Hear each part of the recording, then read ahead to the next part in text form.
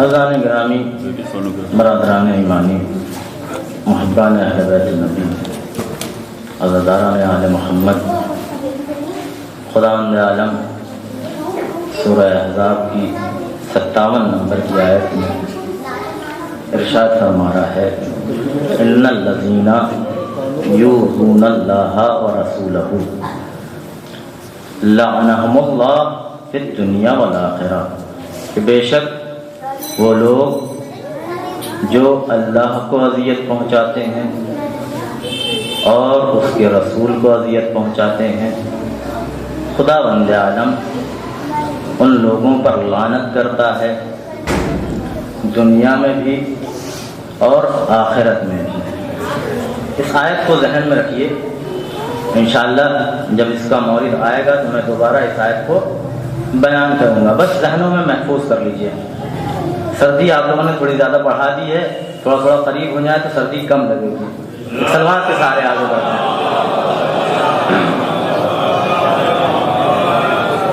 اور سردی بڑھ گئی ہے تو کیا ہوا؟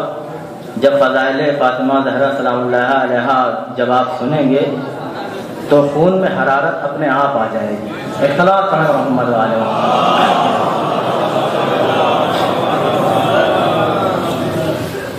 عزیزوں، پہلی بار آپ کے سامنے حاضر ہوا ہوں، آپ کے سامنے کیا اس علاقے میں ہی پہلی بار آیا۔ مولانا سمد صاحب نے بتایا کہ مجمع بافہم ہے، ماشاءاللہ سماعتیں اچھی ہیں، پڑھے لکھے لوگ ہیں، تو میں نے بھی سوچا کہ بلاغت کا تقاضا یہی ہے کہ جس طرح کے لوگ ہوں اسی طرح سے گفتگو کی جائے، اور انشاءاللہ گفتگو بھی علمی اور استدلالی ہوگی۔ آپ بس غور سے سنتے رہیں، انشاءاللہ محظوظ ہوں گے۔ عزیزوں، خداوند عالم نے اس کائنات کو خلق کیا، اس کائنات میں جتنی موجودات ہیں سب کو اس دنیا میں وجود بخشا، دریاؤں میں روانی پیدا کی، پہاڑوں کو بلندی عطا کی، اور دنیا بھر کی نعمتیں ہمارے لیے خلق کی، سمندروں میں موجیں عطا کی، بڑے بڑے پہاڑ خلق کیے، ایک سے ایک خوبصورت سے خوبصورت مناظر اس دنیا میں خلق کیے جس سے انسان دیکھ کر اپنی آنکھوں کو ٹھنڈک پہنچاتا ہے، ایک سے ایک خوبصورت سے خوبصورت جانور خلق کیے، اور ایک سے ایک خوبصورت سے خوبصورت پرندے پیدا کیے۔ لیکن عزیزوں، اشرف المخلوقات کا تاج جو خداوند عالم نے رکھا وہ نوع انسانی کے سر رکھا۔ نوع انسانی کے سر اشرف المخلوقات کا تاج رکھا۔ اب نوع انسانی پر خداوند عالم نے نظر ڈالی، ابتدائے عالم سے لے کر انتہائے عالم تک کے افراد پر خداوند عالم نے نظر ڈالی۔ اس نے چاہا کہ بے شک یہ میرے بندے ہیں، لیکن کچھ بندے ایسے ہوں جو مجھ سے تھوڑا قریب ہوں، تو خداوند عالم نے ان افراد میں سے 1,24,000 کا انتخاب کیا جن کو تاج نبوت عطا کیا۔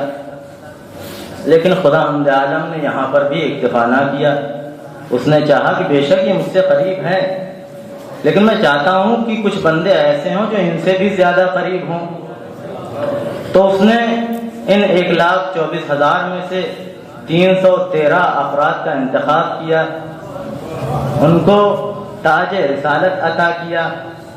لیکن خداوند عالم نے یہاں پر بھی اکتفا نہ کی، اس نے کہا کہ بے شک یہ مجھ سے قریب ہیں، لیکن میں چاہتا ہوں کہ کچھ بندے ایسے ہوں جو ان سے بھی زیادہ قریب ہوں۔ تو اس نے ان 313 میں سے 5 افراد کا انتخاب کیا۔ ان 313 میں سے 5 افراد کا انتخاب کیا جن کو اولو العزم پیغمبر کا خطاب دیا، صاحب شریعت پیغمبر بنا کر بھیجا۔ لیکن خداوند عالم نے یہاں پر بھی اکتفا نہ کیا، اس نے چاہا بے شک یہ سب مجھ سے قریب ہے، لیکن کوئی ایک بندہ ایسا ہو جو اقرب ترین ہو، کوئی ایک بندہ ایسا ہو جو اقرب ترین ہو، جو مجھ سے سب سے زیادہ قریب ہو۔ تو خداوند عالم نے ان 5 افراد سے جس ذات کا انتخاب کیا اسے ذات محمد مصطفیٰ کہتے ہیں۔ صلوات ہے محمد علیہ۔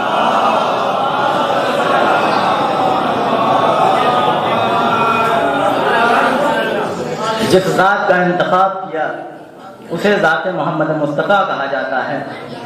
لیکن عزیزو خداوند عالم نے یہاں پر بھی اکتفا نہ کیا، یہاں پر بھی اکتفا نہ کیا۔ جب اس نے اپنی اس ذات کو دیکھا، اس کے کمالات کو دیکھا، تو اس نے چاہا کہ اسی ذات کی طرح کچھ صفات اور ہوں، اسی ذات کی طرح کچھ ذوات اور ہوں۔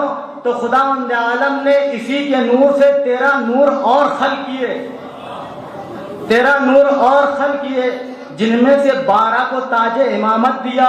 ملاحظہ فرمائیں، 12 کو تو تاج امامت عطا کیا، اسی نور سے 13 نور اور خلق کیے، 12 کو عہدہ امامت عطا کیا۔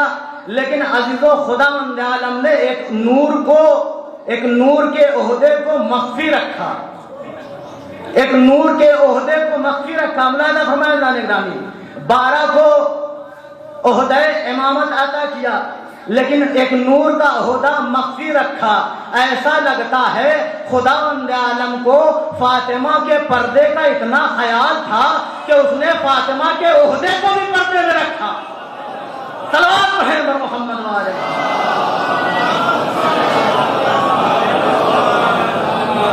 ایسا لگتا ہے خداوند عالم کو فاطمہ کے پردے کا اتنا خیال تھا کہ اس نے فاطمہ کے عہدے کو بھی پردے میں رکھا۔ لیکن کوئی خدائی عہدہ تھا تو عہدہ تو ضرور تھا، اور وہ بھی خدائی عہدہ تھا۔ خدائی عہدہ نہ ہوتا تو نبی تعظیم کے لیے کھڑے نہ ہوتے۔ نبی کا تعظیم میں کھڑا ہونا بتاتا ہے کہ شہزادی کونین کے پاس بھی کوئی خدائی عہدہ تھا۔ ایک روایت سناتا ہوں آپ کو، المستدرک لحاکم نیشاپوری، جلد نمبر 3 صفحہ نمبر 154۔ روایت کس سے ہے؟ عائشہ سے ہے۔ عائشہ بیان کرتی ہیں، جتنے حوالے اس مجلس میں دوں گا انشاءاللہ سب غیروں کی کتاب سے ہوں گے، ہماری کتاب سے حوالے نہیں ہوں گے۔ ہماری صرف ایک کتاب ہوگی، اور وہ کتاب ایسی ہے کہ اس پہ کوئی انگلی نہیں اٹھا سکتا۔ ملاحظہ فرمائے جانے کا، وہ ایسی کتاب ہے کہ اگر کوئی اس پہ انگلی اٹھائے گا تو اسلام سے خارج ہو جائے گا۔ وہ ایسی کتاب ہے کہ اگر کوئی اس کی بعض آیتوں کا انکار کرے گا، وہ ایسی کتاب ہے کہ اگر اس کی کوئی بعض آیتوں کا انکار کرے گا تو پہلے شریعت اسلامی اسے اسلام سے نکال دے گی، پھر مسلمان اسے اسلام سے نکال دیں گے۔ یہ ایسی کتاب ہے کہ اگر کوئی اس کتاب کا انکار کرتا ہے تو جہنم میں ملائکہ اس کی آگ کا انتظام کریں گے، اور دنیا میں وہ خود اپنی وصیت کے ذریعے سے آگ کا انتظام کر جائے گا۔ یہ ایسی کتاب ہے۔ کون سی کتاب؟ وہ آپ سمجھ گئے، قرآن۔ اپنی کتابوں میں صرف قرآن، باقی جتنے حوالے غیروں کی کتاب سے۔ المستدرک جلد 3 صفحہ نمبر 154، عائشہ سے روایت ہے، بیان کرتی ہیں، ما رأیت احدن، میں نے کسی کو نہ دیکھا، ایسا نہیں دیکھا، اشبہ کلاما و حدیثا من فاطمہ بے رسول اللہ، کہ میں نے کسی کو بھی رسول سے مشابہ کلام و گفتار کے اعتبار سے فاطمہ سے زیادہ کسی کو نہ پایا۔ حدیث روایت یہیں نہیں رکی، روایت آگے بڑھتی ہے۔ عائشہ بیان کر رہی ہے نگران، روایت آگے بڑھتی ہے، بیان کرتی ہیں، وَإِذَا كَانَتْ وَكَانَتْ إِذَا دَخَلَتْ عَلَيْهِ، اور جب شہزادی کونین رسول کی بارگاہ میں آتی تھی، رحبا بہا وقام الیہا، رسول تعظیم میں کھڑے ہو جایا کرتے تھے. وقام الیہا اور فاطمہ کی جانب بڑھتے تھے. واخذ بیدہا اور فاطمہ کا ہاتھ پکڑتے تھے. فقبلہا اور فاطمہ کے ہاتھ کو بوسہ دیتے تھے. واجلسہا فی مجلسہ اور رسول فاطمہ کو اپنی جگہ بٹھایا کرتے تھے. یہ عظمت ہے شہزادی کونین کی. شہزادی کونین کو خداوند عالم نے رسالت کی حمایت کے لیے بھیجا تھا اور اولاد فاطمہ کو رسالت کی حفاظت کے لیے بھیجا تھا. آپ سنتے رہتے ہیں اشارہ خداوند عالم نے شہزادی کونین کو تحفے میں دیا تھا رسول اسلام کو. کیا آیت ہے؟ انا اعطیناک الکوثر، اے میرے حبیب ہم نے آپ کو کوثر عطا کیا ہے. کوثر سے مراد کیا ہے؟ تفسیر کبیر فخر رازی نے تقریباً 15 اقوال درج کیے ہیں کہ کوثر سے مراد کیا ہے. 3-4 قول کی طرف اشارہ کروں گا. ایک قول کیا ہے کہ کوثر سے مراد اسلام ہے. دوسرا قول کیا ہے؟ کوثر سے مراد قرآن ہے. تیسرا قول کیا ہے کہ مطلق نعمت مراد ہے. ایک قول کیا ہے؟ کوئی خاص نعمت مراد ہے. اور ایک قول ہے ذریت. کوثر سے مراد ذریت ہے. مراد کوئی بھی لی جائے کثرت سے متصف ہوگی. مطلق نعمت اگر مراد لی جائے تو کثرت مطلق نعمت، خاص نعمت اگر مراد ہے تو کثرت خاص نعمت، اور اگر ذریت مراد لی جائے تو کثرت ذریت. اب اگر یہ قول مانا جائے کثرت ذریت تو کوثر سے مراد ذات شہزادی کونین ہوگی. کثرت ذریت، رسول کو زیادہ سے زیادہ اولادیں عطا کی. اور شاید یہی وجہ ہے کہ آپ اگر غور کریں کہ دنیا کے کونے کونے میں سادات کرام موجود ہیں. کثرت ذریت یہ مراد ہے کوثر سے. اب یہاں پر سوال یہ ہوتا ہے کہ یہی قول ہم کیوں مانیں، شہزادی کونین کی ذات کو کیوں مانا جائے؟ تو یہاں پر قرینہ مقامیہ ہے جو شان نزول کی صورت میں ہے. شان نزول کیا ہے اس آیت کا؟ کہ رسول اسلام کا فرزند جناب ابراہیم جب اس دنیا سے رخصت ہو گئے تو لوگ رسول اسلام کو تانا دیا کرتے تھے. بہت سے لوگ تھے جو تانے دیا کرتے تھے، ابتر کہا کرتے تھے. ان میں سے سر فہرست جس کا نام ہوتا ہے وہ ہے عاص بن وائل. وہ کہتا تھا یہ دیکھو یہ اپنا نیا دین لے کر آئے تھے، اپنی نئی شریعت لے کر آئے تھے، اپنی نئی کتاب لے کر آئے تھے، لیکن ان کے بعد ان کی شریعت کا کوئی محافظ نہیں ہے. اور ابتر کہہ کر تانا دیا کرتا تھا. رسول اس تانے سے رنجیدہ ہوئے، غم زدہ ہوئے. جب رسول رنجیدہ ہو، غم زدہ ہو، خداوند عالم کا محبوب بندہ جب رنجیدہ ہو، غم زدہ ہو تو خداوند عالم برداشت کیسے کر سکتا ہے؟ اس نے کہا اے میرے حبیب پریشان نہ ہو، گھبرائے نہ، رنجیدہ نہ ہو. انا اعطیناک الکوثر، اے میرے حبیب ہم نے آپ کو کوثر عطا کیا ہے. رسول رنجیدہ غمزدہ تھے. ممکن ہے رسول اس بات پہ رنجیدہ غمزدہ نہ ہوتے ہوں کہ ان کی جو اولادیں تھیں وہ اس دنیا میں رک نہیں رہی تھی، وہ وفات پائی جا رہی تھی. رسول اس بات سے رنجیدہ نہیں ہوں گے کیونکہ رسول وہ ہے جو قضائے الہی پر راضی رہتا ہے. رسول رنجیدہ کیوں ہوں گے؟ یہ جو تانا دے رہا ہے کہ میرے بعد خدا کی شریعت کا کوئی محافظ نہیں ہوگا، خدا کا دین ایسے ہی رہ جائے گا، اس بات سے رسول رنجیدہ ہوں گے. بہرحال خداوند عالم نے کہا ہے میرے حبیب پریشان نہ ہوئیے. انا اعطیناک الکوثر، اے میرے حبیب ہم نے آپ کو کوثر عطا کیا ہے. لیکن میرے حبیب یہ تحفہ کوئی معمولی تحفہ نہیں ہے. اے میرے حبیب ہم نے آپ کو فاطمہ عطا کی ہے اور یہ تحفہ معمولی تحفہ نہیں ہے. اے میرے حبیب اب شکرانے کے طور پر آپ کو مجھے بھی کچھ دینا پڑے گا. اب آپ شکر ادا کیجئے. شکر کیسے ادا کیا جائے؟ سورہ آگے بڑھا فصلی لربک وانحر. آپ نمازیں پڑھیں اور راہ خدا میں قربانیاں پیش کریں. انا شانئک ھو الابتر، بے شک آپ کا دشمن ابتر ہے. کیا خداوند عالم نے کہا شکرانے کے طور پر نمازیں پڑھیے، قربانیاں دیجیے، یا یہ کہوں خداوند عالم کا راہ عبادتوں میں اضافہ کیجیے؟ ملاحظہ فرمائیں عبادتوں میں اضافہ کیجیے۔ اب عزیزوں ایک بات آپ کے سامنے بیان کروں، عبادت جو ہے عابد کے اعتبار سے عبادت میں مراتب ہوتے ہیں۔ اب اگر عابد عبادت کرنے والا جاہل ہے تو اپنی معرفت کے اعتبار سے عبادت کرے گا، اس کی عبادت کا معیار، مرتبہ، منزلت الگ ہوگی۔ اب اگر کوئی عالم عبادت کر رہا ہے تو وہ اپنی معرفت کے اعتبار سے عبادت کرے گا، اس کی عبادت کا معیار، مرتبہ، منزلت الگ ہوگی۔ اب اگر کوئی ولی الہی عبادت کر رہا ہے تو اس کی عبادت کا معیار الگ ہوگا، اس کی منزلت الگ ہوگی، اس کا وقار الگ ہوگا۔ اسی طرح سے انبیاء الہی جب عبادت کریں تو وہ اپنی معرفت کے اعتبار سے عبادت کرتے ہیں، ان کی عبادتوں کا معیار، مرتبہ، وقار الگ ہوتا ہے۔ اور اسی طرح سے جب مرسلین عبادت کرتے ہیں تو وہ اپنی معرفت کے اعتبار سے عبادت کرتے ہیں، ان کی عبادت کا معیار، مرتبہ، منزلت الگ ہوتی ہے۔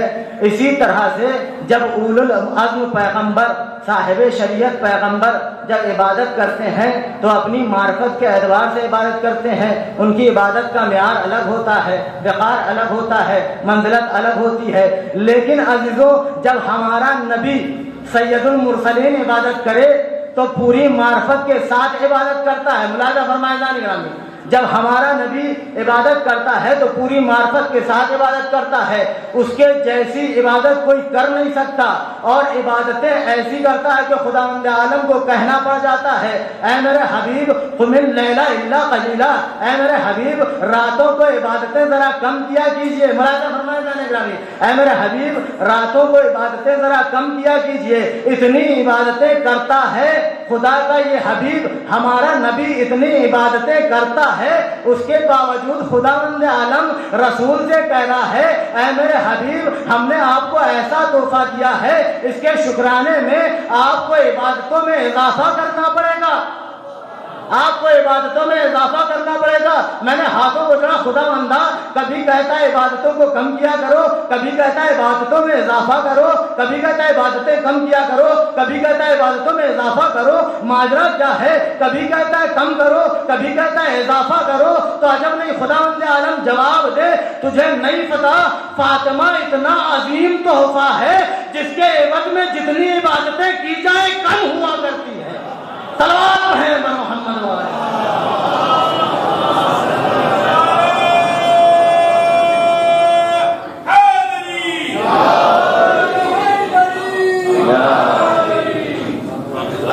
سینہ جکڑا ہوا ہے، کف جمع ہوا ہے سینے میں بھی اور گلے میں بھی۔ کوشش کروں گا آپ تک اپنی بات پہنچا سکوں۔ تو یہ عظمت ہے شہزادی کونین کی، اور رسول کی حمایت کے لیے بھیجا گیا ہے شہزادی کونین کو۔ ایسے ہی رسول نے کہا فاطمہ تو بضعۃ منی، کہ فاطمہ میرا ٹکڑا ہے۔ یہ حدیث صحیح بخاری میں کی 6 جلد میں بھی ہے، مسند احمد میں بھی ہے، اور صحیح ترمذی میں بھی ہے، لیکن تفصیلی حوالہ صحیح مسلم سے، جلد نمبر 7 صفحہ نمبر 141۔ رسول اسلام ارشاد فرماتے ہیں انما فاطمۃ بضعۃ منی یوزینی معاذہا، کہ صرف اور صرف فاطمہ میرا ٹکڑا ہے، جس نے فاطمہ کو اذیت پہنچائی اس نے مجھے اذیت پہنچائی۔ ملاحظہ فرمائے جانے گرامی۔ اب اس حدیث کا ترجمہ بعض لوگ کہتے ہیں فاطمہ میرے جگر کا ٹکڑا ہے، بعض کہتے ہیں فاطمہ میرے دل کا ٹکڑا ہے، بعض کہتے ہیں فاطمہ میرا ٹکڑا ہے۔ اور یہ فاطمہ میرا ٹکڑا جو ہے یہ ترجمہ بہتر لگتا ہے۔ کیوں؟ کیونکہ حدیث میں دل اور جگر کا لفظ نہیں ہے۔ پھر یہ ترجمہ تو علماء نے کیا ہے، کیا غلط کیا ہے؟ ہو ہی نہیں سکتا۔ علماء نے کیا ہے، غلط تو کر نہیں سکتے، ہمیں تعویل کرنی پڑے گی، کیا تو کیوں کیا۔ تو میں نجف میں رہتا ہوں، وہاں عراق میں اکثر لوگ جب کسی سے محبت سے کلام کرتے ہیں تو کیا کہتے ہیں، مخاطب جو کرتے ہیں عینی میری آنکھ، قلبی میرا دل، کبدی میرا کلیجہ۔ تو عزیزو وہاں پر ان کی مراد میری آنکھ نہیں ہوا کرتی، میرا دل نہیں ہوا کرتی، میرا کلیجہ نہیں ہوا کرتا، بلکہ ایک لفظ پوشیدہ مانا جاتا ہے، نور و عینی، میری آنکھ کے نور۔ اسی طرح سے دل نہیں کہا جاتا، میرے دل کا ٹکڑا۔ اسی طرح سے جب کلیجے کے لیے کہا جاتا ہے میرا کلیجہ نہیں، میرے کلیجے کا ٹکڑا، محاوری لفظ ہے، لہذا علماء نے اس طرح سے ترجمہ کر دیا ہوگا اور کسی اچھی نیت سے ہی کیا ہوگا، لہذا ترجمہ غلط نہیں ہے، ترجمہ صحیح ہے، لیکن پھر بھی یہ ترجمہ زیادہ بہتر ہے کہ فاطمہ میرا ٹکڑا ہے۔ دلیل کیا ہے اس پر؟ اچھا ایک چیز ہوتی ہے بالواسطہ، ایک چیز ہوتی ہے بلا واسطہ۔ بالواسطہ یعنی واسطوں کے ساتھ، بلا واسطہ بغیر کسی واسطے کے۔ مثال کے ذریعے بیان کر دوں، کوئی آئے کہے تم مجھے نہیں جانتے ہو، میرا چچا منتری کا پی اے ہے، اس کا اثر ہوگا، بھائی سامنے والا گھبرا جائے گا کہ ہاں اس کا جو ہے رشتہ دار منتری کا پی اے ہے۔ لیکن اگر وہ جملہ بدلے، تم مجھے نہیں جانتے، میں منتری کا پی اے ہوں، میں منتری کا پی اے ہوں، تو اثر اس سے کہیں زیادہ ہوگا۔ پہلے بالواسطہ پاور دکھا رہا تھا، اب بلا واسطہ پاور دکھا رہا ہے کہ میں خود منتری کا پی اے ہوں، تو جو چیز بلا واسطہ ہوتی ہے اس میں اثر زیادہ ہوتا ہے، جو بال واسطہ ہوتی ہے اس میں اثر تو ہوتا ہے لیکن اتنا نہیں جتنا بلا واسطہ میں ہوتا ہے۔ دوسری مثال، مولا کائنات کے روضے کے دروازے کا ایک ٹکڑا مجھے مل جائے، میں اپنی بستی لے کر جاؤں اور وہاں لوگوں سے کہوں کہ یہ مولا علی کے حرم کے دروازے کا ایک ٹکڑا ہے، بے شک اس کا وقار اپنی جگہ، اس کا احترام اپنی جگہ، اس کی عظمت اپنی جگہ، اور اس کے اثر بھی، اس کے اثرات بھی مترتب ہوں گے، لیکن عزیزوں اس کا مطلب کیا ہے کہ حرم میں کئی دروازے ہیں، انہی دروازوں میں سے ایک دروازے کا ٹکڑا ہے، یہ ملاحظہ فرمائیں اللہ نگرامی، انہی دروازوں میں سے ایک دروازے کا ایک ٹکڑا ہے۔ کچھ ایک نتیجے تک پہنچانا چاہتا ہوں، انہی دروازوں میں سے ایک دروازے کا ٹکڑا ہے یہ، لیکن اگر میں یہ نہ کہوں کہ یہ حرم کے دروازے کا ٹکڑا ہے، اس کے جگہ میں یہ کہہ دوں کہ یہ حرم کا ٹکڑا ہے، ملاحظہ فرمائیں، یہ حرم کا ٹکڑا ہے، تو آثار کے اعتبار سے فرق ہوگا، آثار کے اعتبار سے فرق ہوگا۔ اب اس کا احترام بڑھ جائے گا، منزلت بڑھ جائے گی، وقار بڑھ جائے گا۔ اب میں حدیث کا ترجمہ کرتا ہوں، رسول اسلام فرماتے ہیں انما فاطمۃ بضعۃ منی، فاطمہ میرے جگر کا ٹکڑا ہے۔ تو اب اس کا مطلب کیا ہوگا کہ رسول کے کئی اجزاء ہیں، ملاحظہ فرمائیں، رسول کے کئی اجزاء ہیں، انہی اجزاء میں سے ایک جز کا ٹکڑا ہے فاطمہ۔ لیکن اگر میں بلا واسطہ والا ترجمہ کروں، ملاحظہ فرمائیں، ایک نتیجے تک پہنچانا چاہتا ہوں، اگر میں بلا واسطہ والا ترجمہ کروں تو ترجمہ یہ نہیں ہوگا کہ رسول کے کئی اجزاء ہیں اور انہی جز میں سے ایک جز کا ٹکڑا ہے فاطمہ۔ اب ترجمہ بلا واسطہ والا یہ ہوگا کہ فاطمہ خود جزو رسالت ہے۔ بلا واسطہ جب ترجمہ کریں گے تو ترجمہ یہ ہوگا فاطمہ جزو رسالت ہے، ڈائریکٹ فاطمہ جزو رسالت ہے، یہ ترجمہ ہو گیا۔ اب عزیزوں کچھ لوگ ہیں کہتے ہیں بھائی باپ ہے، بیٹی سے محبت ہوتی ہے، ہر باپ اپنی بیٹی سے محبت کرتا ہے اور اس طرح کے الفاظ اپنی بیٹی کے لیے کہہ دیا کرتا ہے، اس میں فضیلت کیا ہے؟ ملاحظہ فرمائیں، اس میں فضیلت کیا ہے؟ تو میں ان سے کہنا چاہوں گا اگر قرآن کو ٹھیک سے پڑھا ہوتا، اگر قرآن کو ٹھیک سے پڑھا ہوتا تو یہ نہ کہہ رہے ہوتے، قرآن کو اگر ٹھیک سے پڑھتے تو یہ نہ کہہ رہے ہوتے محمد کو تم اپنی طرح سمجھتے ہو، محمد کو تم اپنی طرح سمجھتے ہو۔ سورہ آل عمران آیت نمبر 144 ارشاد ہوتا ہے بسم اللہ الرحمن الرحیم وما محمد الا رسول، محمد کچھ نہیں مگر یہ کہ رسول ہے، یا یہ کہوں کہ محمد صرف اور صرف رسول ہے، ملاحظہ فرمائیں، محمد صرف اور صرف رسول ہے۔ اب کوئی محمد کو اپنا دوست نہ کہے، اب کوئی محمد کو اپنا بڑا بھائی نہ کہے، محمد صرف اور صرف رسول ہے۔ اب اس آیت کی روشنی میں حدیث کا ترجمہ کیا جائے تو ترجمہ یہ نہیں ہوگا کہ ایک بیٹی اپنے باپ کا جز ہے، بلکہ آیت کی روشنی میں ترجمہ یہ ہوگا کہ فاطمہ جزو رسالت ہے۔ صلوات ہے پر محمد والے محمد۔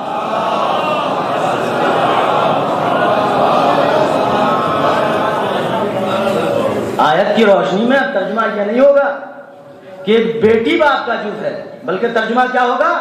فاطمہ جزو رسالت ہے۔ اب یہ حدیث میں نے صحیح مسلم سے پڑھی ہے، یہ حدیث میں نے اور بھی مقامات پہ پڑھی، لیکن وہاں پر حدیث میں صرف اتنا ہے فاطمہ تو بضعۃ منی، فاطمہ میرا ٹکڑا ہے۔ لیکن صحیح مسلم میں جب میں نے یہ روایت پڑھی تو اس میں یہ لفظ پڑھا ہوا تھا انما کا، انما کا لفظ پڑھا ہوا تھا، انما فاطمہ تو بضعۃ منی۔ ترجمہ کیا ہوگا؟ صرف اور صرف فاطمہ میرا ٹکڑا ہے۔ انما ہے کلمہ حصر، ترجمہ اس کا کیا ہوتا ہے؟ صرف اور صرف سے کیا جاتا ہے۔ اب رسول نے یہ لفظ کیوں بڑھایا اس آیت اس روایت کے شروع میں کہ صرف اور صرف فاطمہ میرا ٹکڑا ہے؟ ممکن ہے اس سے استدلال کیا جا سکے کہ لوگ رسول کی اور بیٹیاں ثابت کرنے والے تھے، لہذا رسول نے انما کا لفظ بڑھا دیا۔ لیکن عزیزوں، اگر میں یہ بات کہوں اور مجمع میں کوئی علم درایت سے واقفیت رکھنے والا بیٹھا ہو تو فوراً کھڑا ہو جائے گا، مولانا صاحب یہ آپ غلط کہہ رہے ہیں۔ دلالت کے اعتبار سے یہ لفظ اس بات پر دلالت نہیں کرتا کہ رسول کی اور بیٹیاں نہیں تھیں، تو پھر رسول نے یہ انما کا لفظ بڑھایا کیوں؟ ملاحظہ فرمائے جانے گا، رسول نے یہ انما کا لفظ بڑھایا کیوں؟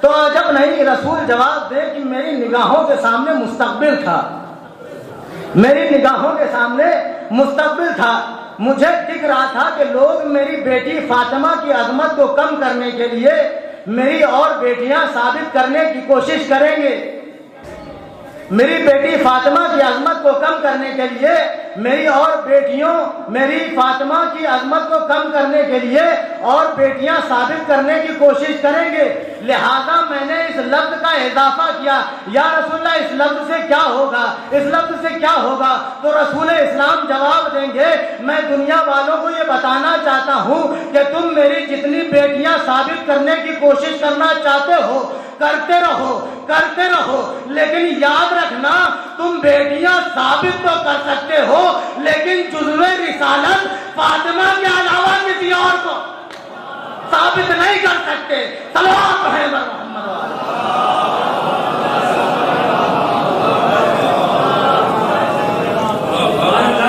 تم اور بیٹیاں تو ثابت کر سکتے ہو لیکن جزو رسالت فاطمہ کے علاوہ اور کسی کو ثابت نہیں کر سکتے۔ اسی حدیث کے سہارے سے پڑھنا ہے آگے۔ حدیث بڑھتی یوزینی ما آذاہا، جس نے اسے اذیت پہنچائی اس نے مجھے اذیت پہنچائی۔ اب اذیت پہنچائی کس نے؟ اصل مجلس پہ آ گیا میں۔ اذیت پہنچائی کس نے؟ شرح نہج البلاغہ جلد نمبر 6 صفحہ نمبر 191 ابن ابی الحدید معتزلی بیان کرتے ہیں کہ انہا ماتت و واجدہ علی فلان و فلان، نام مذکور ہے، میں نام نہیں لے رہا ہوں کسی وجہ سے، کہ شہزادی کونین جب اس دنیا سے گئیں تو وہ فلاں اور فلاں کے اوپر غضبناک تھی، غصہ تھی، غضبناک تھی، لفظ یاد رکھیے گا، غضبناک تھی، غصہ تھی۔ وَأَنَّهَا أَوْصَتْ أَلَّا يُصَلِّيَا عَلَيْهَا، اور شہزادی نے یہ وصیت کی کہ وہ دونوں شہزادی کی نماز جنازہ نہ پڑھیں۔ یہ شرح نہج البلاغہ سے صحیح بخاری کی 5ویں جلد میں روایت موجود ہے۔ فوجدت فاطمہ، فاطمہ غضبناک تھی، علی فلان فی ذالک، اس فرد کے اوپر، اس شخص کے اوپر غضبناک تھی جو اس نے فاطمہ کے ساتھ کیا تھا۔ فلم تکلمہ حتی توفیت، اور فاطمہ نے کبھی اس سے کلام نہیں کیا یہاں تک کہ اسی ناراضگی کے عالم میں اس دنیا سے رخصت ہو گئی۔ تو یہ پتہ چل گیا کہ اذیت کس نے پہنچائی۔ آپ لوگ جانتے ہیں، نام بیان کرنے کی ضرورت نہیں، حالانکہ روایت میں نام مذکور ہے۔ پتہ چل گیا کہ اذیت کس نے پہنچائی۔ اب یہ تو پتہ چل گیا کہ اذیت پہنچائی کس نے، اب اذیت پہنچانے والے کا حکم کیا ہے؟ اس دنیا کی سزا کے اعتبار سے اذیت پہنچانے والے کا حکم کیا ہے؟ پہلا حکم کیا ہے اللہ اس پر لعنت کرتا ہے دنیا میں بھی، اور ایک کیا ہے خلوص سے لعنت کرتے ہیں۔ تو عزیزو اب جو لوگ ضد میں لعنت کرتے ہیں اسے لعنت نہیں کہا جاتا، ملاحظہ فرمائیں، کیونکہ لعنت کی تعریف کیا ہے؟ خلوص کے ساتھ دعا کرنا، رحمت الہی سے دور رکھنے کی، رحمت الہی سے دور کرنے کی دعا دل سے۔ جب کسی کی ضد میں لعنت کریں گے تو وہاں پر خلوص نہیں ہوگا، اور جب خلوص نہیں ہوگا تو اس پر لعنت کا اطلاق نہیں ہوگا۔ لہذا لعنت صرف اسے ہی کہا جا سکتا ہے جو دل سے کی جائے، خلوص سے کی جائے، اور جب لعنت خلوص کے ساتھ کی جاتی ہے تو خدا کی بارگاہ میں قابل قبول بھی ہوتی ہے اور لائق اجر و ثواب بھی ہوا کرتی ہے۔ صلوات پڑھیں بر محمد والا۔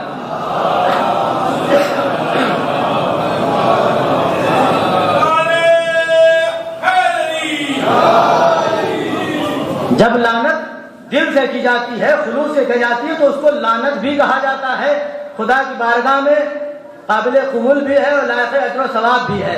یہ لعنت کی تعریف میں نے بیان کر دی۔ حکم کیا تھا؟ خدا لعنت کرتا ہے ان پر دنیا میں بھی اور آخرت میں بھی۔ دوسرا حکم کیا ہے؟ ان کے دشمنوں سے محبت کرنا حرام ہے۔ تیسرا حکم کیا ہے؟ ان کا دشمن محضور الدم ہے۔ اب اس کو ذرا استدلال کے ذریعے سے ثابت کروں۔ استدلال کی ایک قسم ہے قیاس۔ یہ وہ قیاس نہیں ہے جس کو معصومین نے منع کیا ہے۔ جس قیاس کو معصومین نے منع کیا ہے اس کو علم منطق میں تمثیل کہا جاتا ہے۔ یہ قیاس وہ ہے جو سب کے یہاں معتبر ہے، شیعہ ہو یا غیر شیعہ ہو، مسلمان ہو یا غیر مسلمان ہو، ہر انسان اس کو مانتا ہے معتبر قسم استدلال کی۔ اب قیاس ہے کیا؟ اس کو بھی تھوڑا سا تمہیداً سمجھ لیجئے۔ قیاس میں دو جملے ہوتے ہیں، ایک صغرا ہوتا ہے، ایک کبرا ہوتا ہے۔ صغرا اگر صحیح اور مسلم ثبوت ہے اور کبرا اگر صحیح اور مسلم ثبوت ہے تو نتیجہ جو اس دو جملوں سے ایک نتیجہ نکلتا ہے، ایک جملہ اور نکلتا ہے، اس کو کہتے ہیں نتیجہ۔ اگر یہ دونوں جملے صحیح اور مسلم ثبوت ہیں تو نتیجہ بھی صحیح اور مسلم ثبوت ہوتا ہے۔ ملاحظہ فرمائیں جانے کا نتیجہ بھی مسلم ثبوت ہوتا ہے۔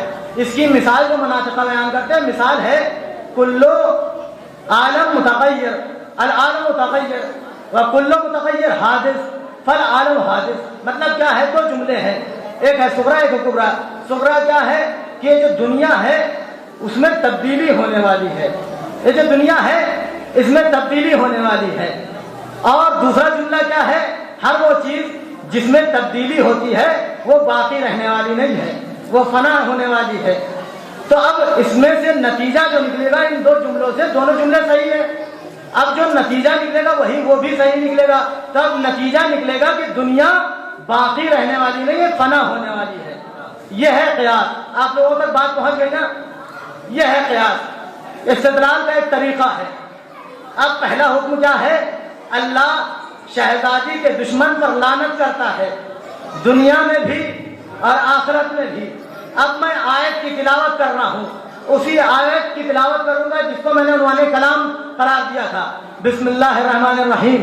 ان الذین یؤذون اللہ ورسولہ لعنهم اللہ فی الدنیا والآخرہ، کہ وہ لوگ جو اللہ اور اس کے رسول کو اذیت پہنچاتے ہیں اللہ ان پر لعنت کرتا ہے دنیا میں بھی اور آخرت میں بھی۔ ملاحظہ فرمائیں، آپ کو استدلال کے ذریعے سے ثابت کروں گا کہ ان پر اللہ لعنت کرتا ہے، اللہ ان پر لعنت کرتا ہے دنیا میں بھی اور آخرت میں بھی۔ یہ ہے آیت کا جملہ، یہ ہے آیت، اس میں شک و شبے کی کوئی گنجائش نہیں، شک و شبے کی کوئی گنجائش نہیں، کیونکہ قرآن کی آیت ہے، جھوٹ کا شائبہ بھی نہیں ہو سکتا یہاں پر۔ سورہ احزاب کی 57 نمبر کی آیت ہے۔ اب آپ کے سامنے حدیث پڑھتا ہوں، وہی حدیث، بسم اللہ الرحمن الرحیم۔ انما فاطمۃ بضعۃ منی یؤذینی ما آذاہا، صرف اور صرف فاطمہ میرا ٹکڑا ہے، جس نے فاطمہ کو اذیت پہنچائی اس نے مجھے اذیت پہنچائی۔ اور اس حدیث کے آگے صحیح مسلم میں لکھا ہے ھذا حدیث صحیح الاسناد، یہ حدیث جو ہے صحیح سند کے ساتھ مروی ہے۔ اس حدیث میں دو تاکیدیں ہیں۔ پہلی تاکید تو یہ ہے کہ صحیح مسلم کی روایت ہے، کوئی مسلمان انکار نہیں کر سکتا. جو مسلمان انکار کرتے ہیں وہ صحیح مسلم نہیں. ایک تاکید تو یہ کہ صحیح مسلم سے ہے. دوسری تاکید کیا ہے اس حدیث کے آگے؟ وہ جو صاحب کتاب مسلم انہوں نے لکھ دیا ہے ھذا الحدیث صحیح الاسناد. یہ حدیث صحیح سند کے ساتھ مروی کی گئی ہے. تو اب عزیزوں ہمارے پاس ہے ایک آیت, ایک ہے روایت. ملاحظہ فرمائیں, ایک ہے آیت, ایک ہے روایت. قیاس یاد ہے آپ کو نا؟ ایک ہے آیت, ایک ہے روایت. اب ہم ایک جملہ نکالیں گے آیت سے, ایک جملہ نکالیں گے روایت سے. آیت سے جملہ کیا نکلے گا کہ جو اللہ اور رسول کو اذیت پہنچاتا ہے اللہ اس پر لعنت کرتا ہے دنیا میں بھی اور آخرت میں بھی. تو اب اس سے جملہ کیا نکلے گا؟ جو رسول کو اذیت پہنچاتا ہے اللہ اس پر لعنت کرتا ہے دنیا میں بھی اور آخرت میں بھی. ملاحظہ فرمائیں, یہ ایک جملہ نکلا آیت سے. اب ایک جملہ نکالیں گے روایت سے. روایت کیا ہے؟ فاطمہ میرا ٹکڑا ہے, جس نے فاطمہ کو اذیت پہنچائی اس نے مجھے اذیت پہنچائی. اب اس روایت سے جملہ کیا نکالیں گے؟ جس نے فاطمہ کو اذیت پہنچائی اس نے رسول کو اذیت پہنچائی. جس نے فاطمہ کو اذیت پہنچائی اس نے رسول کو اذیت پہنچائی. اب ہمارے پاس دو جملے ہیں, ایک جملہ ہے صغرا, ایک جملہ ہے کبرا. صغرا ہے آیت سے نکالا ہوا کہ اللہ رسول کو اذیت پہنچانے والوں پر لعنت کرتا ہے دنیا میں بھی اور آخرت میں بھی. اب روایت سے جو جملہ نکلا سو وہ ہے کبرا. کبرا کا مطلب کیا ہے؟ جس نے فاطمہ کو اذیت پہنچائی اس نے رسول کو اذیت پہنچائی. اب دونوں جملے ہیں مسلم ثبوت, صحیح ہیں, اور آپ جانتے ہیں یہ آیت کا جملہ ہے, اس کو کوئی جھٹلا نہیں سکتا. وہ روایت صحیح مسلم کی ہے, اس کو کوئی جھٹلا نہیں سکتا. یہ دونوں جملے مسلم ثبوت ہیں, صحیح ہیں. تو اب جو نتیجہ نکلے گا وہ بھی مسلم ثبوت نکلے گا, صحیح نکلے گا. تو اب نتیجہ کیا نکلے گا؟ جو فاطمہ کو اذیت پہنچائے گا اللہ اس پر لعنت کرتا ہے دنیا میں بھی اور آخرت میں. صلوات ہے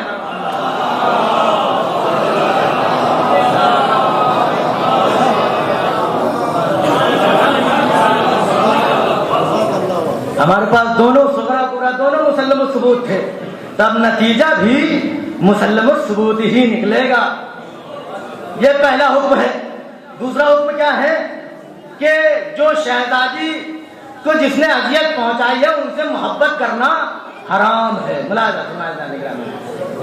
میں غیروں سے کچھ نہیں کہنا چاہتا, میں ان اپنوں سے کہنا چاہتا ہوں جو یہ کہتے ہیں کہ لعنت ان پر نہ کیا کرو.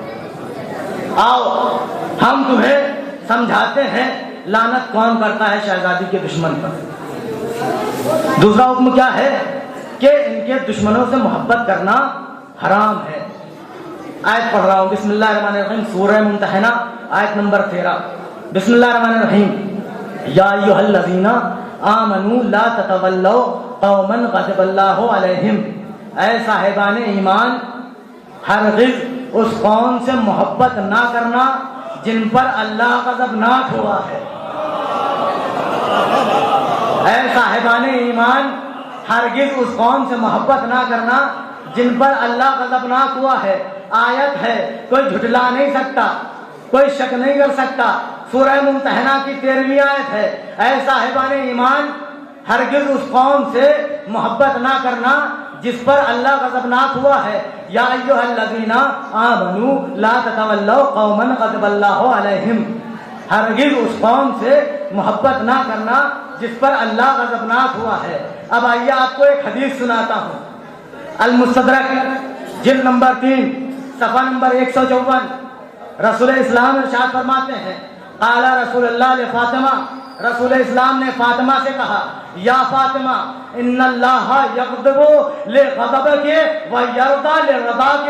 اے فاطمہ جس پر آپ غضبناک ہوتی ہیں اللہ اس پر غضبناک ہوتا ہے, اور جس سے آپ راضی ہوتی ہیں اللہ اس سے راضی ہوتا ہے. اور اس حدیث کے بعد بھی لکھا ہے ھذا الحدیث صحیح الاسناد. اس حدیث کی سند بھی معتبر ہے.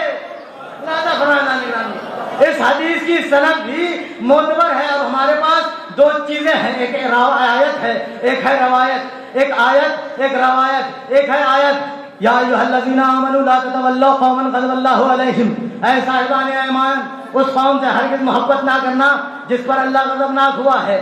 یہ آیت ہے، روایت ہے، اے فاطمہ جس سے آپ غضبناک ہوتی ہیں اس پر اللہ غضبناک ہوتا ہے، جس سے آپ راضی رہتی ہیں اس پر اللہ راضی رہتا ہے۔ مولانا فرزان گرامی، جس سے آپ راضی رہتی ہیں اس سے اللہ راضی رہتا ہے۔ ہمارے پاس دو چیزیں ہیں، ایک ہے آیت، ایک ہے روایت۔ ایک جملہ ہم آیت سے نکالیں گے، ایک جملہ ہم روایت سے نکالیں گے۔ اب آیت سے جملہ کیا نکلے گا؟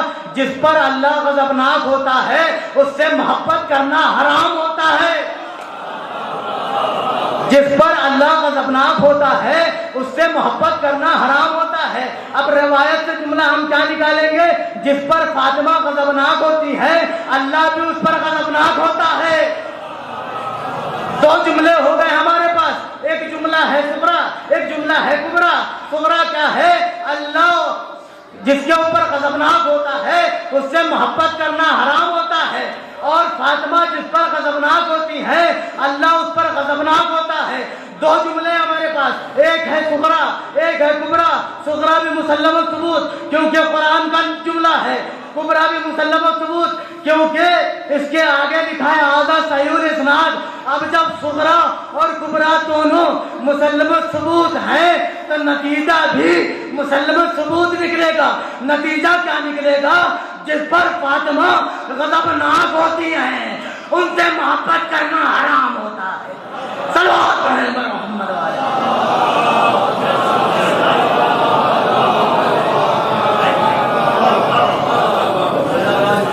دو جملے ہمارے پاس، صغرا کبرا۔ قیاس استدلال کی قسم ہے، ہر انسان اس کو معتبر جانتا ہے، ہر انسان اس کو معتبر جانتا ہے۔ استدلال کی قسم ہے یہ، کوئی جھٹلا نہیں سکتا۔ جس کے اوپر فاطمہ غضبناک ہوتی ہیں اس پر اللہ بھی غضبناک ہوتا ہے، تو پھر شہزادی کے دشمن سے محبت کرنا حرام ہے۔ عزیزو، غضب اور رضا دو چیزیں الگ الگ ہیں۔ ملاحظہ فرمائیں، غضب اور رضا دونوں متناقض چیزیں ہیں۔ ملاحظہ فرمائیں، غضب اور رضا دونوں متناقض چیزیں ہیں۔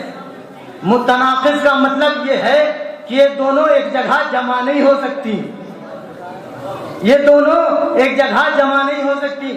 غضب اور رضا دونوں ایک جگہ جمع نہیں ہو سکتی ایک ہی جہت سے۔ اب عزیزوں، جو لوگ یہ دعا کرتے رہتے ہیں اللہ ان سے راضی ہو جائے، اللہ ان سے راضی ہو جائے، مولانا فرمایا نگرامی، جو دعا یہ کرتے رہتے ہیں خدایا راضی ہو جا، خدایا راضی ہو جا، تو میں ان سے کہنا چاہوں گا کہ یہ دونوں متناقض چیزیں ہیں، یہ دونوں ایک جگہ جمع نہیں ہو سکتی۔ جہاں پر غضب الہی ہو وہاں رضا الہی کبھی نہیں آیا کرتی۔ صلوات ہے بر محمد علیہ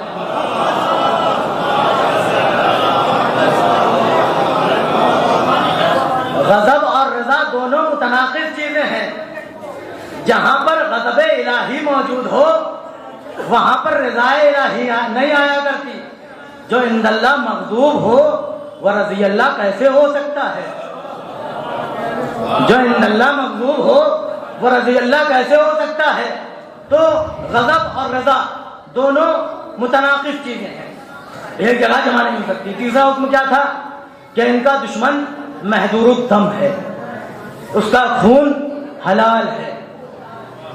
اب روایت پڑھ رہا ہوں، شرح نہج البلاغہ ابن ابی الحدید المعتزلی جلد نمبر 14 صفحہ نمبر 321۔ ابن ابی الحدید معتزلی اپنے استاد کے پاس گیا اور ایک روایت سنائی اس کو۔ روایت کیا ہے؟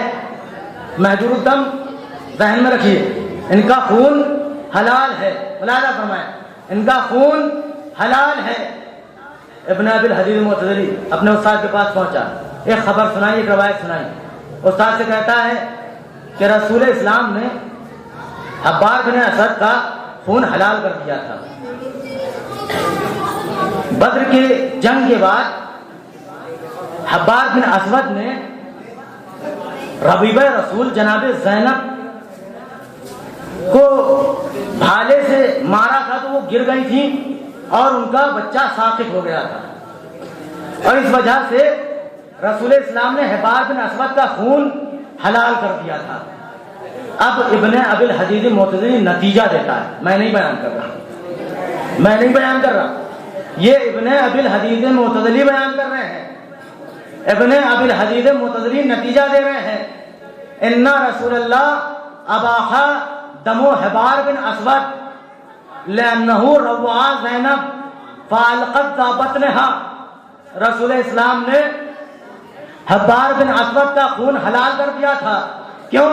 کیونکہ اس نے زینب کو اذیت پہنچائی تھی، جس کے عوض میں زینب کا بچہ ساقط ہو گیا تھا۔ اب آگے کے الفاظ سنیے اور فیصلہ کیجئے۔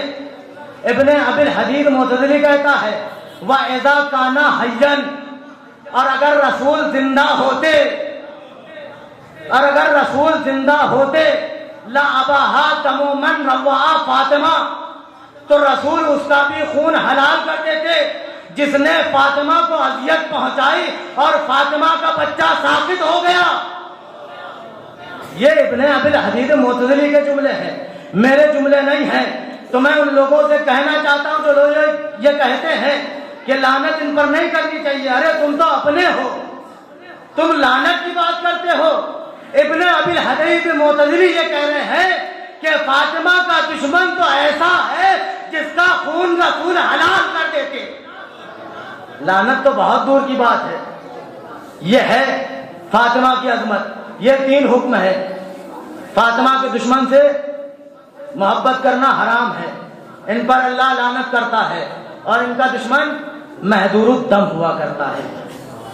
اور جن لوگوں نے فاطمہ کو اذیت پہنچائی، وہی لوگ جب شہزادی کونین کی عمر ہوئی کہ ان کی شادی کی جائے، تو انہی لوگوں نے رشتہ لیا۔ شرم کی بات ہے، شرم نہیں آئی۔ یہ روایت میں پڑھنا نہیں چاہ رہا تھا، اس مجلس میں شامل نہیں تھی، لیکن دل چاہا تو پڑھے دے رہا ہوں۔ فضائل فاطمیہ کی روایت ہے، جب خداوند عالم نے جناب آدم کو خلق کیا اور جناب حوا کو خلق کیا، فلما نظر آدم الی حوا وہی نظرت الیہ، جب جناب آدم نے حوا کو دیکھا اور حوا نے جناب آدم کو دیکھا، فدہشا من جمالہما، تو جناب آدم اور جناب حوا جو ہیں خدا کی کاریگری کو دیکھ کر مدہوش ہو گئے۔ اب جب خدا کی کاریگری کو دیکھ کر مدہوش ہوئے تو جناب آدم نے ایک فخریہ جملہ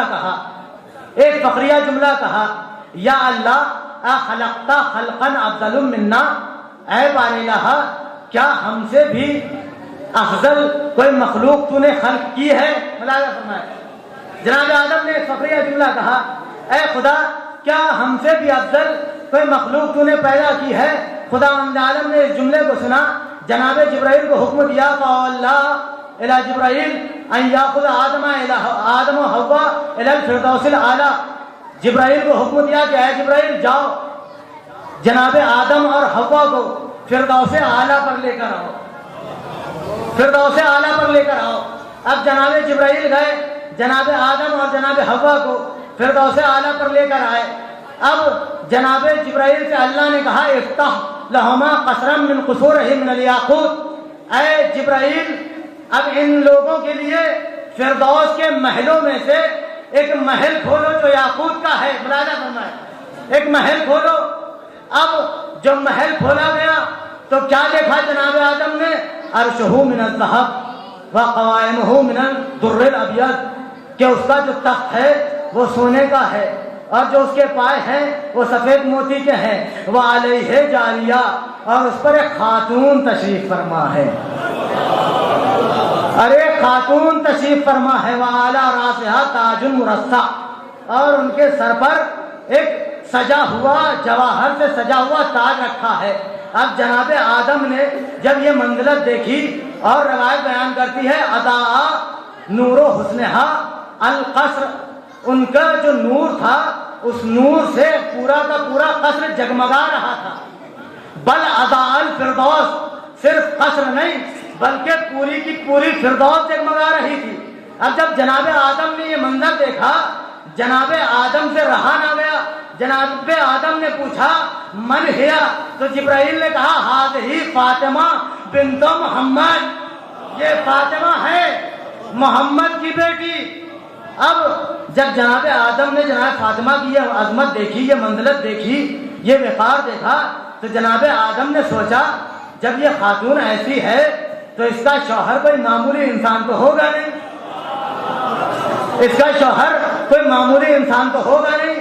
جناب آدم سے رہا نہیں گیا، جناب آدم سے پوچھ ہی لیا، جناب آدم نے پوچھ ہی لیا کہ ومن زوجھا، ان کا شوہر کون ہے؟ تو خداوند عالم نے پھر سے جبریل کو حکم دیا، اے جبرائیل افتح لہما قصر آخر من الیاقوت، اے جبرائیل ان کے لیے دوسرا محل کھولو، ان کے لیے دوسرا محل کھولو۔ اب جناب جبرائیل نے دوسرا محل کھولا، اب اس میں بھی عرش من الذھب وقوائمہ من الدر الابیض، وہاں بھی سونے کا تخت اور اس کے پائے سفید موتی کے، وعلیہ فتن، اور اس پر ایک نوجوان بیٹھا ہے، یفوق حسنہا حسن یوسف السجود، صدیق، کہ اس کا حسن یوسف صدیق سے کہیں زیادہ تھا، اس جوان کا حسن یوسف صدیق کے حسن سے کہیں زیادہ تھا۔ اب جب جناب آدم نے یہ منزلت دیکھی، یہ وقار دیکھا، تو جناب آدم نے بھی سوچا جب ماں ایسی ہے، باپ ایسا ہے، ماں اتنی عظمتوں کی مالک، باپ اتنی عظمتوں کا مالک، تو بیٹے بھی معمولی نہیں ہوں گے۔ جناب آدم نے پوچھ ہی لیا الہما ولدن، کیا ان کی اولاد بھی ہے؟ خدا نے حکم دیا اے جبرائیل افتح لہما قصر آخر من الزبرجد، اے جبرائیل ان کے لیے تیسرا محل کھولو جو زبرجد کا ہے۔ عزیزوں اس میں دیکھا وہاں تخت پر دو بچے بیٹھے ہوئے ہیں، دو خوبصورت بچے بیٹھے ہوئے ہیں۔ جناب آدم نے سوال کیا یہ کون ہے؟ جناب جبرائیل نے کہا ایک کا نام حسن ہے، ایک کا نام حسین ہے، یہ فاطمہ و علی کے فرزند ہیں۔ جب جناب آدم نے، مقصود کیا تھا اس روایت کو بیان کرنے کا، جب جناب آدم نے یہ عظمت دیکھی، یہ وقار دیکھا اور یہ منزلت دیکھی، تو جناب آدم نے جو جملہ کہا تھا فخریہ انداز میں، اخلقتا خلقا افضل منا، اے بار الہ کیا ہم سے بہتر بھی کوئی مخلوق تو نے پیدا کی ہے؟ عزیزو روایت کہتی ہے فندوا آدم علی کلامہ، تو آدم اپنے اس کلام پر شرمندہ ہوئے، آدم اپنے اس کلام پر شرمندہ ہوئے۔ تو آپ ملاحظہ فرمائیں آدم جیسا نبی، آدم جیسا نبی جب یہ کہے کہ خداوندا تو نے کیا ہم سے بہتر بھی کوئی مخلوق پیدا کی ہے فخریہ انداز میں، اور پھر ایسی مخلوق کا نظارہ کرے جس کی اتنی عظمت تھی، اتنا وقار تھا، اتنی منزلت تھی، تو جناب آدم اپنے کلام پر شرمندہ ہوئے۔ تو جو آدم جیسا نبی جب فاطمہ کی عظمت کو دیکھتا ہے، فاطمہ کے نور کو دیکھتا ہے، تو اپنے کلام پر شرمندہ ہو جایا کرتا ہے۔ آدم جیسا نبی جو ابو البشر ہے، جو ابو البشر ہے، جو پہلا نبی ہے، جو پہلا نبی ہے، جب فاطمہ کے نور کو دیکھتا ہے تو اپنے اس کلام پر شرمندہ ہو جایا کرتا ہے۔ تو عزیزوں مجھے کہنے دیجئے پتہ نہیں وہ عرب کے بوڑھے بدصورت کتنے بے غیرت تھے جنہوں نے فاطمہ کے لیے اپنا رشتہ بیچا تھا۔ صلوات پڑھیں پر محمد۔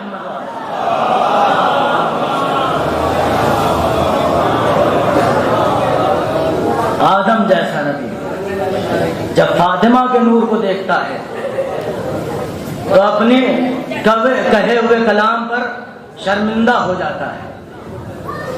اور عزیزوں یہ ہے عظمت شہزادی کونین کی، کس نے اذیت دی یہ بھی آپ کو پتہ چل گیا، اذیت دینے والے کا حکم کیا ہے یہ بھی آپ کو پتہ چل گیا۔ عزیزوں جتنی عظمت ہے اس بی بی کی، مسلمانوں نے اتنی ہی مصیبتیں اس بی بی تک پہنچائیں۔ عزیزو اذیت کا ذکر ہو رہا ہے، اذیت دو طرح کی ہوتی ہے. ایک ہوتی ہے ذہنی اذیت جس کو نفسی اذیت کہا جاتا ہے. آہستہ آہستہ پڑھوں گا انشاءاللہ آپ کلیر کریں گے. ایک ہوتی ہے ذہنی اذیت جس کو نفسی اذیت بھی کہا جاتا ہے. ایک ہوتی ہے جسدی اذیت جس کو جسمی اذیت بھی کہا جاتا ہے. عزیزوں خدا کی قسم فاطمہ سے مظلومہ بی بی اس عالم میں نے کسی کو نہیں پایا. فاطمہ کو یہ دونوں اذیتیں دی گئیں, ذہنی اذیت بھی اور جسمی اذیت بھی. اور عزیزوں فاطمہ نے ایک خواہش کی تھی, اور یہ خواہش میں نے جتنا پڑھا ہے اور جتنے خطبہ سے سنا ہے اس کے بعد میں اس نتیجے پر پہنچا ہوں کہ فاطمہ نے یہ خواہش اس وقت کی جب فاطمہ کو ذہنی اذیتیں دی گئیں. خواہش کیا ہے جاننا چاہتے ہیں آپ؟ خواہش ہے یا لیتنی قد مت, اے کاش فاطمہ مر گئی ہوتی. ازو آپ کی آوازیں بلند ہو گئیں. ازو آپ ہمیشہ آقا حسین کا پرسہ شہزادی کونین کو پیش کرتے تھے. آج شہزادی کونین کا پرسہ امام حسین اور شہزادی کے دوسرے بیٹوں کو دینا ہے اور مولائے کائنات کو دینا. اب تو کوتاہی نہیں ہونی چاہیے, کوتاہی نہیں ہونی چاہیے. غریب کربلا کو ان کی اماں زہرا کا پرسہ پیش کرنا ہے.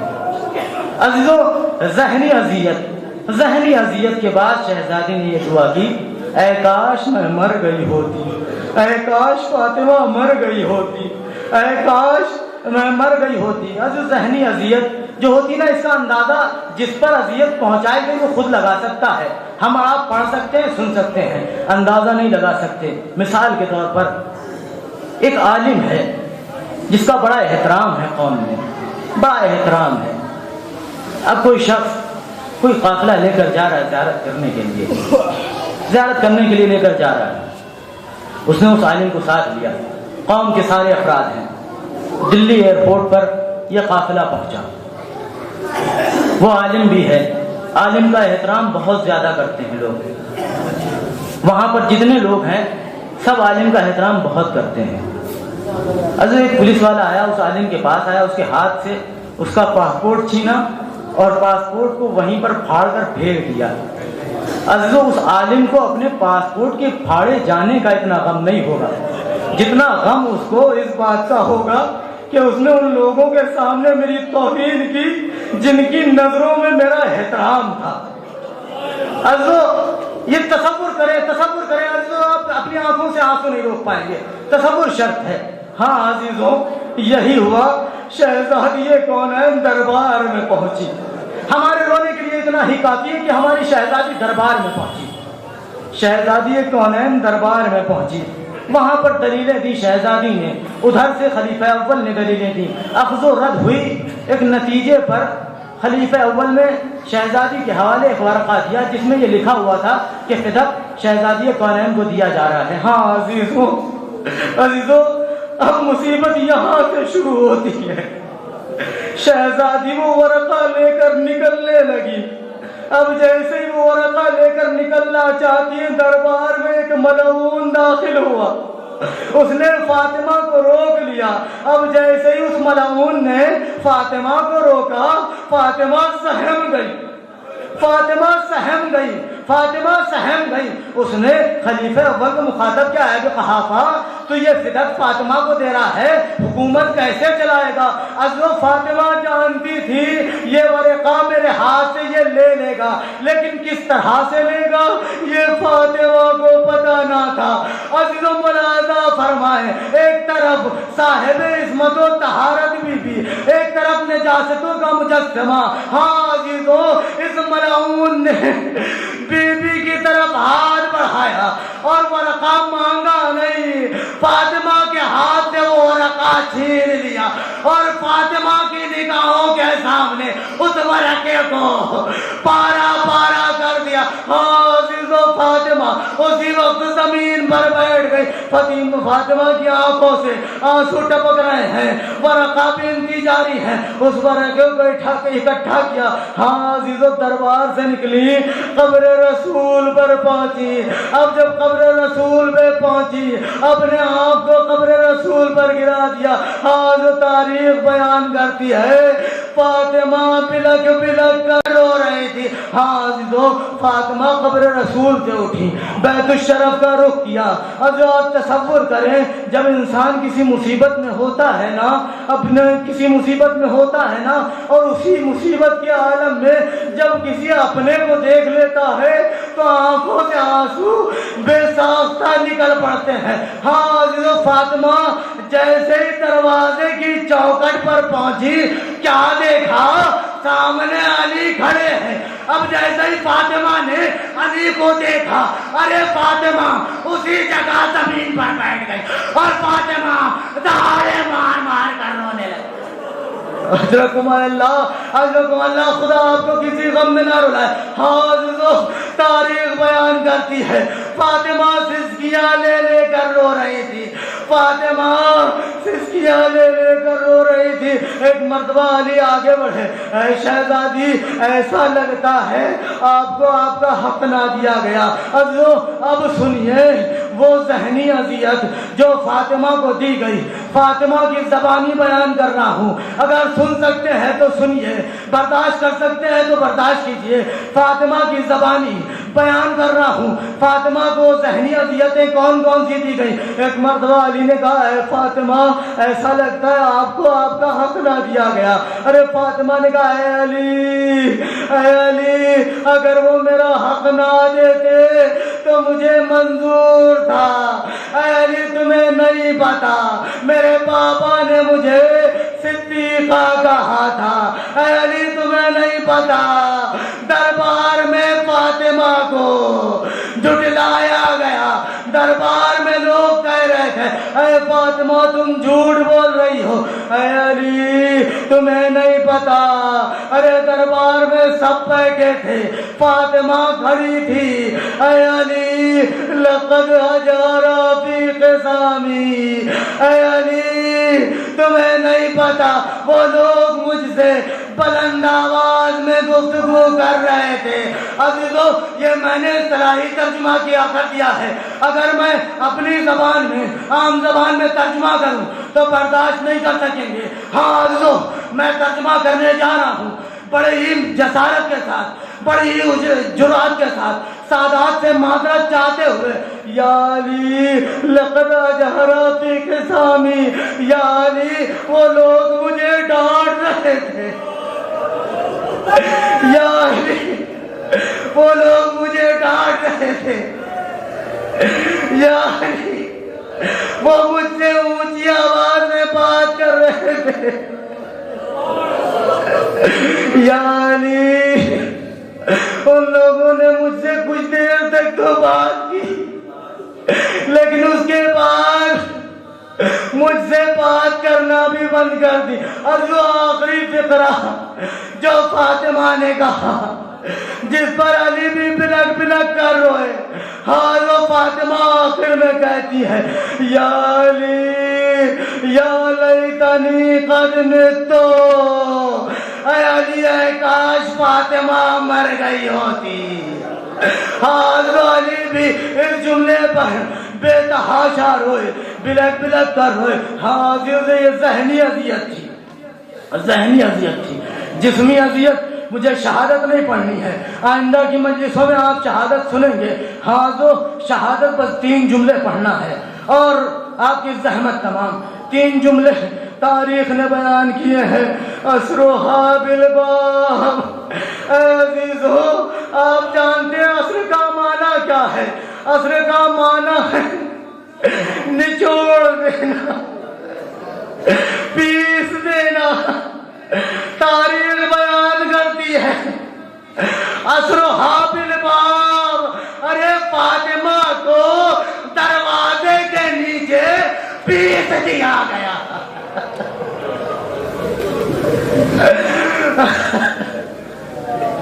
اسرها بالباب. ارے فاطمہ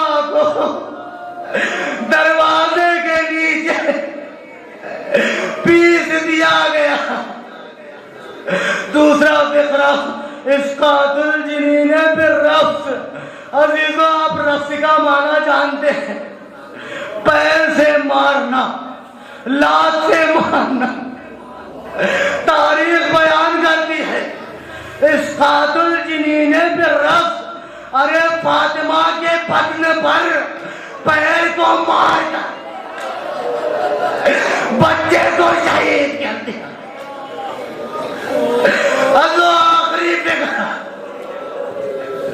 آخری فکرہ حد ہو گئی. ولد مولا خطیہ, ولد مولا خطیہ. جدارت کے ساتھ ترجمہ کر رہا ہوں. اگر پر صاحب سخت لگے تو مجھے روک دیجیے گا.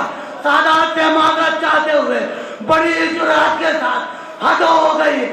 ولد مولا خطیہ, ارے فاطمہ کے گال پر اتنی شدت سے تماچا مارا, فاطمہ زمین پر.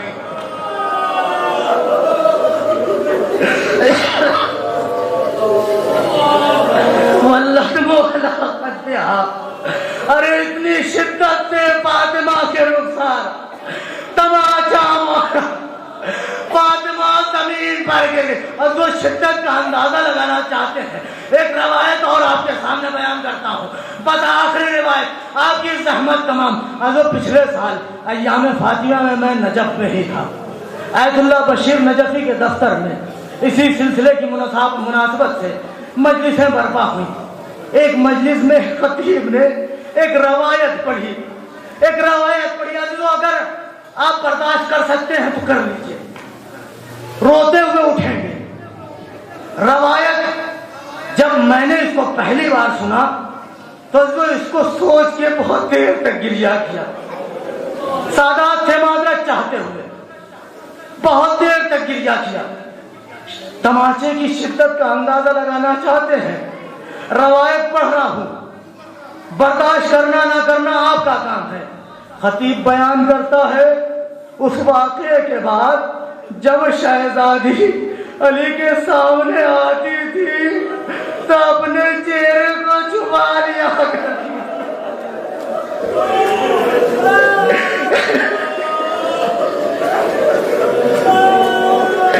جب شہزادی علی کے سامنے آتی تھی اپنے چہرے کو چھپا لیا کرتی تھی. آخری فکر ایک مرتبہ علی کی نگاہ فاطمہ کی ایک آنکھ پر پڑی.